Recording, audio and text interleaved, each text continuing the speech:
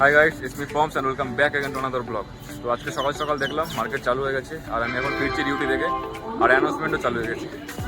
তো মার্কেট তো দেখে মনে হলো আজকে একটু রিকভারি করার মুডে রয়েছে। তো দেখি মার্কেট যদি আজকে রিকভারি করে তো ভালো ভালো কটা স্টক পাওয়া যাবে। তো চলো বাড়ির দিকে যাওয়া যাক, আর যদি কোনো ভালো ভালো স্টকের ব্রেকআউট পাওয়া যায় তাহলে অবশ্যই তোমাদের সঙ্গে শেয়ার করবো। আর ব্রেকআউটগুলো পেতে ভিডিওটা পুরোটা দেখো। আর এদিকে দেখতে পাচ্ছ আমার ট্রেন দিয়ে দিয়েছে। আর আজকে বাড়ি থেকে অনেকগুলো কাজ রয়েছে, যেরকম এটিএমে যাওয়ার আছে, তারপরে দাড়ি সেভিং করার আছে। তো দেখতে থাকো গাইস।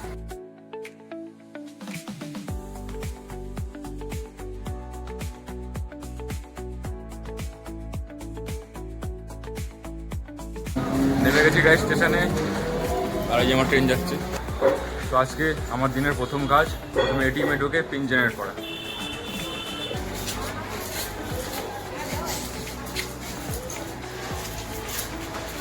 আমাদের স্টেশনে একটা হরর প্লেস। তো গাইস হয়ে গেছে এটিএম এর কাজ, পিন জেনারেট কমপ্লিট আর ক্যাশ উইথড্রল কমপ্লিট। তো এখন সোজা বাড়িতে গিয়ে তোমার সঙ্গে কিছু কথা আছে, অনেক কিছু শেয়ার করার আছে। চলো বাড়ি থেকে দেখ। আমি একটা জিনিস ভাবলাম যে আমি প্রতিদিনই তোমাদেরকে বলি যে বাড়ি থেকে তোমাদের সঙ্গে অনেক কিছু কথা আছে, কিন্তু কোনো কথা আর বলা হয় না। বাড়ি থেকে কাজে ব্যস্ত হয়ে যায়, তোমার সঙ্গে কথাটা আর বলা হয় না। তো আজকে চেষ্টা করবো তোমার সঙ্গে কিছু শেয়ার করার। তো দেখতে থাকো, চলো বাড়ি থেকে তোমার সঙ্গে দেখা হচ্ছে।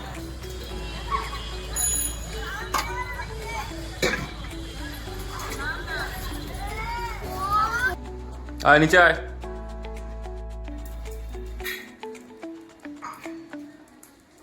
চলো সে গাইস, উস্কি সবাইকে বলে দাও হ্যালো গাইস, সবাইকে বলে দাও, আরে দেখাও, সবাইকে বলে দাও hello guys, welcome to our blog. Hello guys, hello guys. বল সারাদিন কি করছিস? হ্যাঁ সারাদিন কত বদমাশি করছিস? খালি চাটতে থাকো কেন? আমার গায়ে মধু লাগানো আছে, খালি চাটতে থাকো কেন? হ্যাঁ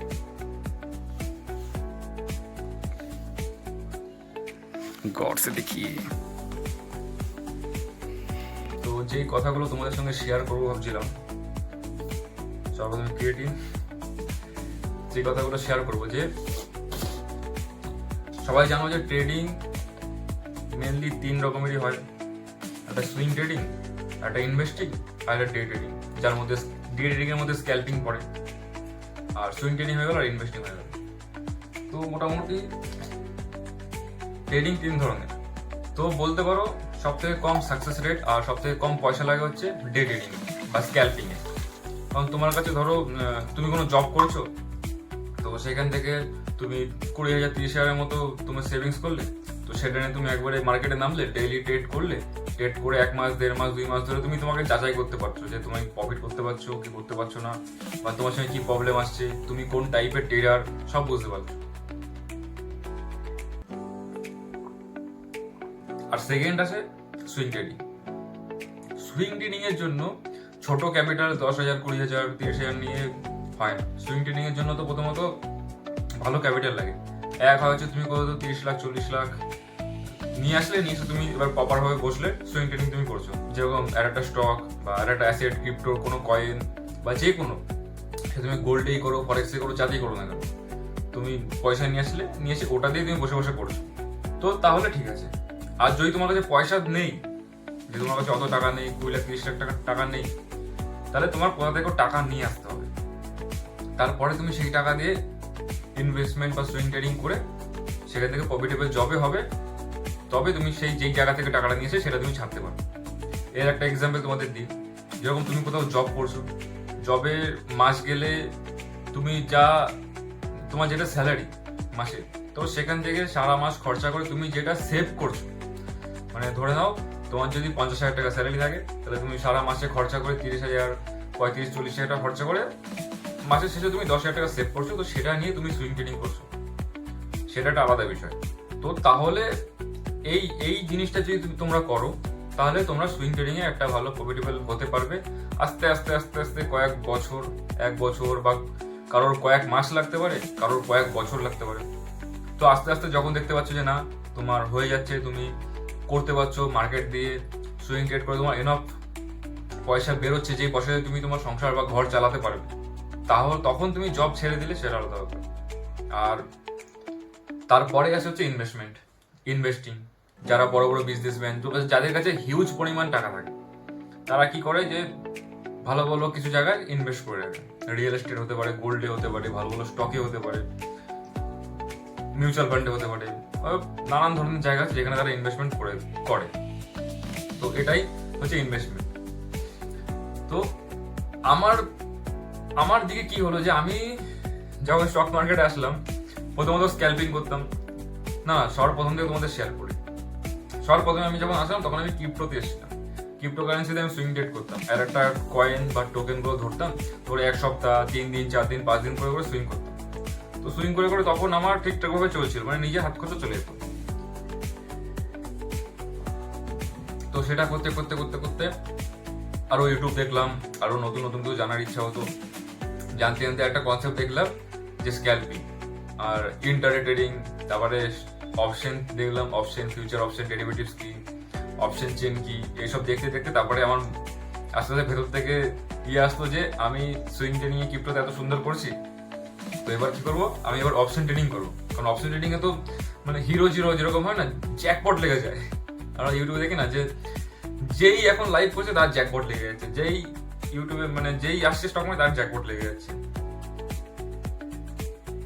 তো এগুলো দেখার পরে ভেতর থেকে যে একটা লোভ কাজ করে, যে একটা গ্রিড কাজ করে, তো সেটাও করতে করতে আমি আসলাম। এসে আমিও প্রথমে স্ক্যালপিং এ শুরু করলাম। তো স্ক্যালপিং করতে করতে করতে করতে যেই টাকাটা আমি ক্রিপ্টো থেকে আর্ন করেছিলাম, সেই টাকাটা আমার আস্তে আস্তে তো স্টপ লস হিট হতে লসে করতে করতে মানে অলমোস্ট সেই টাকাটা তো চলে গেল। তো তারপরে আমি বুঝলাম যে আসলে স্ক্যালপিং আর ডে ট্রেডিংটা আমার জন্য না। আমি যেটা সুইং ট্রেডিং করছিলাম, তো সেটাই কন্টিনিউ করে, সেটাই আমার জন্য বেস্ট। তো সেটা করতে করতে রিসেন্ট, তোমরা সবাই জানো যারা স্টক মার্কেটে যুক্ত আছে, জড়িত আছে, যে গভর্নমেন্ট নতুন ট্যাক্স লাগালো, নতুন ট্যাক্স সিস্টেম করলো। তো তারপর থেকে আমার আর ওই সুইং ট্রেডিং ক্রিপ্টোর প্রতি তারপর থেকে আমার অতটা উঠে গেল, মানে মন উঠে গেল। তো এখন আমি ঢুকেছি স্টক মার্কেটে। এবার স্টক মার্কেটে সুইং ট্রেডিং করার জন্য দরকার ক্যাপিটাল, যেই ক্যাপিটালটা আমার কাছে নেই। তো এবার আমার কাছে দুটো রাস্তা আছে। হয় আমি যা আমার সেভিংস আছে, যা আমার ইনভেস্টমেন্ট আছে, সেটা আমি বের করে আবার অপশন ট্রেডিং এ, ডেরিভেটিভ, ফিউচার অপশনে ঢুকবো, যেটা আপাতত আমার মনে হয় না যে করাটা ঠিক হবে। আর সেকেন্ড অপশন হচ্ছে যে আমি জব করছি, জব থেকে যে স্যালারি আমার শেষে বাঁচছে, সেই টাকাটা দিয়ে আমি সুইং ট্রেডিং করতে করতে যখন আস্তে আস্তে দেখবো যে না আমার এইখান থেকে আমার হাত খরচা আবার বেরোনো চালু হয়ে গেছে, আবার আমি নিজের ফ্যামিলি চালাতে পারার মতো আমার ক্যাপেবল আমি যখন হয়ে যাব, তখন কি করবো না, তখন নাহলে আমি জব ছেড়ে দিলাম, আমি তখন ফুল টাইম ট্রেডার হয়ে গেলাম।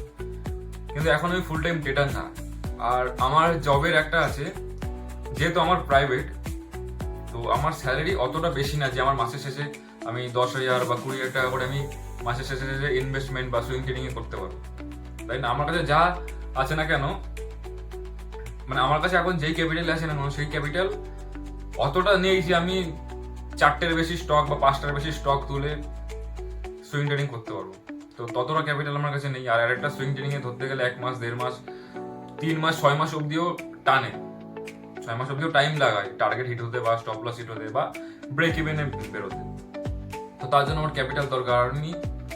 এটাই আমি কদিন ধরে ভাবছিলাম যে আমি এই জবটা কুইট করে আমি নতুন কোনো একটা জব ভাবছি, যে নতুন কোনো একটা জব জয়েন করে যেখান থেকে আমার মাসের শেষে ভালো একটা সেভিংস আমি বের করতে পারবো। তো সেরকমই ভাবছি, সেরকমই করার চিন্তা ভাবনা আপাতত রয়েছে।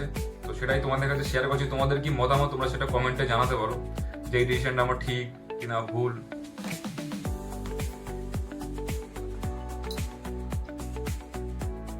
কিন্তু একটা জিনিস আমি বুঝলাম যে যেই জবটা আমি করছি, তো এই জবটা করে আমার পোর্টফোলিও ততটা ভাবে ম্যাসিভ ভাবে গ্রোথ হবে না, যতটা ভাবে আমার হয়তো অন্য জবে যতটা স্কোপ আছে, ততটা আমার এই জবে গ্রোথ আশা করি যে অতটা হবে না। হবে না কেন, অবশ্যই হবে, কিন্তু অনেক টাইম লেগে যাবে।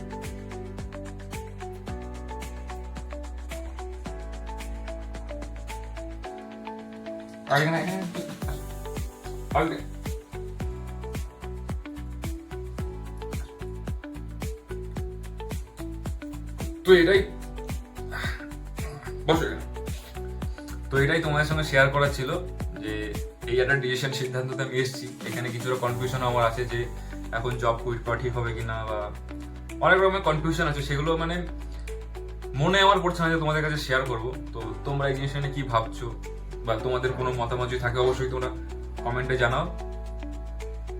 বলে দাও তো সবাইকে হ্যালো গাইস, সবাই লাইক করো, ফলো করো, কমেন্ট করো, এই ব্লগ শেয়ার করো, তাই না? হুইস্কিকে দেখার জন্য like, comment, share, subscribe.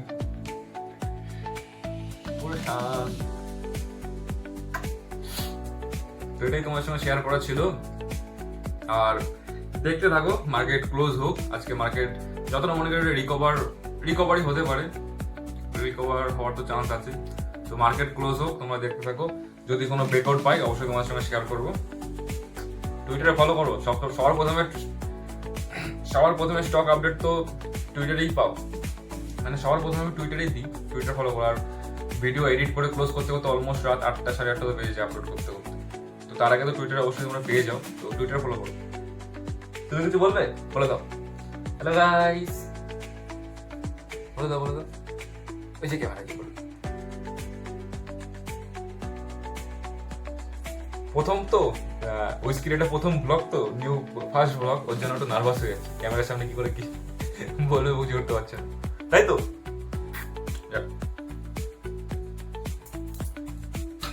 Comment করো তোমাদের কি মতামত, তোমরা এটা নিয়ে কি ভাবছো।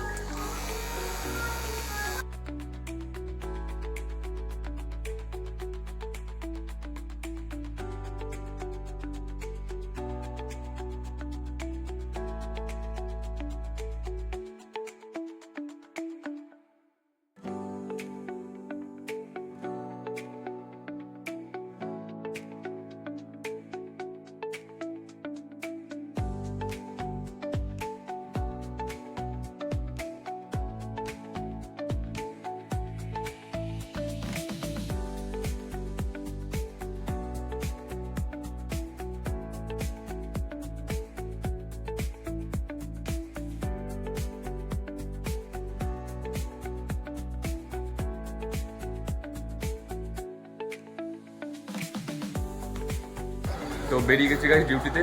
আর তোমরা থাম্বনেল আর টাইটেল থেকে বুঝতেই পারছো যে আজকে কোনো স্টকের ব্রেকআউট পাওয়া যায়নি। তবু অনেক স্টক ডেইলি আর উইকলি চার্টে দাঁড়িয়ে আছে যেগুলো ব্রেকআউট দেবে অবস্থা। তো তোমাদের কাছে রিকোয়েস্ট, তোমরা সাবস্ক্রাইব করে রাখো, যে যখন স্টকগুলো আস্তে আস্তে ব্রেকআউট দেওয়া শুরু করবে তোমাদের সঙ্গে সেগুলো শেয়ার করা শুরু করবো।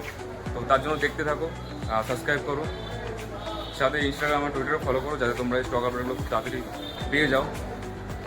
তো তোমার সঙ্গে দেখা হচ্ছে স্টেশনে নেমে।